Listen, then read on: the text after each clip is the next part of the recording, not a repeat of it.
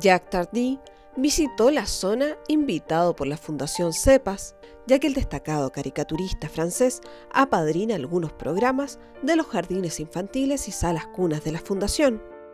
Et ce terrain a pu être acheté. Ese terreno pudo comprarse suite à une vente aux enchères. Por una venta que hubo a París. Oui, d'originaux, de dessinateurs de bandes dessinées. De originales, de dibujantes allá. Y ellos vendieron eso y con esa plata se pudo comprar el terreno. Tardy es conocido especialmente por sus novelas gráficas de género bélico y policíaco, siendo entre estos el más popular y extenso Las extraordinarias aventuras de Adèle Blanc-Sec, personaje que está impregnado del espíritu del irreverente artista. À une époque, dans la bande dessinée, ce qui était important, c'était une série avec un personnage, les aventures de... En una época habían importantes las aventuras que se iban siguiendo con un solo personaje. Bon. Et j'ai regardé les différents personnages qui existaient dans la bande dessinée. Él miraba los diferentes personajes que habían con los dibujos. Et il y avait très peu de femmes. Y no había muchas mujeres, había más hombres. Il y avait des militaires, il y avait des policiers, il y avait des cow-boys, il y avait des super-héros, mais il y avait très peu de femmes. Pero muy pocas mujeres. Et ça, c'était au lendemain, c'était dans les années 1972, je crois, c'était au lendemain de l'année de la femme. 1972, que era el año de la mujer. Voilà, ¿Sí? Donc tout ça a motivé la création d'un personnage féminin. Eso fue la motivación para crear este personaje femenino. Et ce personnage fait le même métier que moi, elle écrit des romans feuilletons.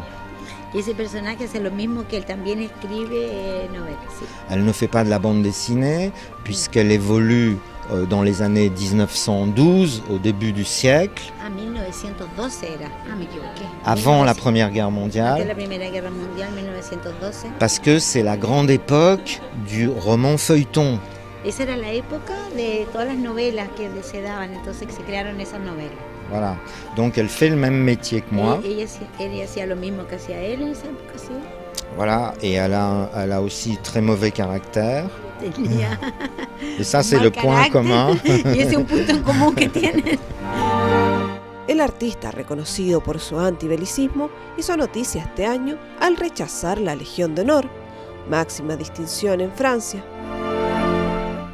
Parce que je ne veux recevoir aucune récompense, d'aucun pouvoir. Nunca una recompensa de ningún poder. Aucun pouvoir, quel qu'il soit. No importa el que sea, pero él no quiere recibir recompensa de ningún poder. Parce que je suis quelqu'un d'indépendant. Porque yo soy independiente. Fondamentalement anarchiste. Fundamentalmente anarquista, sí.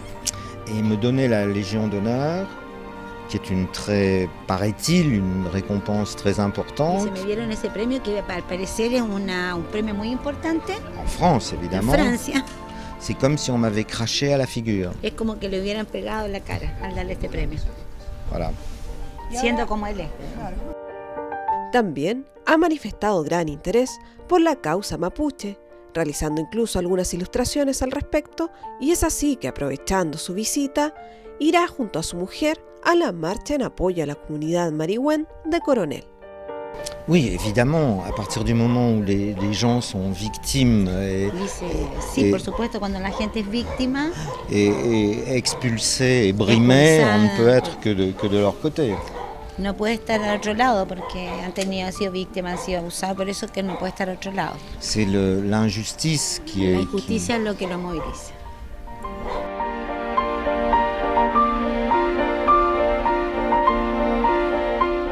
Eh bien, maintenant, je fais la suite du Stalag 2B, qui est l'histoire de la captivité de mon père. Él en este momento escribe la otra parte del primer libro que él escribió acerca de la guerra, ¿verdad? Porque fue su padre el que lo motivó y le dejó... C'est combien de cahiers que te laissé ton père?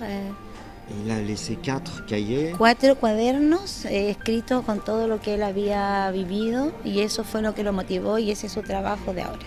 Maintenant, je raconte son retour. Ahora, en este libro de ahora, él cuenta su regreso. Et aussi l'après-guerre, c'est-à-dire que là, je ne suis pas encore né. Claro. Él todavía no había nacido, en la preguerra no había nacido, pero él, con todo esto, él puede contar. Mais je me suis représenté pour pouvoir poser des questions à mon père. Él se representó en el libro para poder durante el libro hacerle preguntas a su padre que nunca le pudo hacer cuando estaba vivo, entonces en el libro le va haciendo preguntas, pero él todavía no había nacido cuando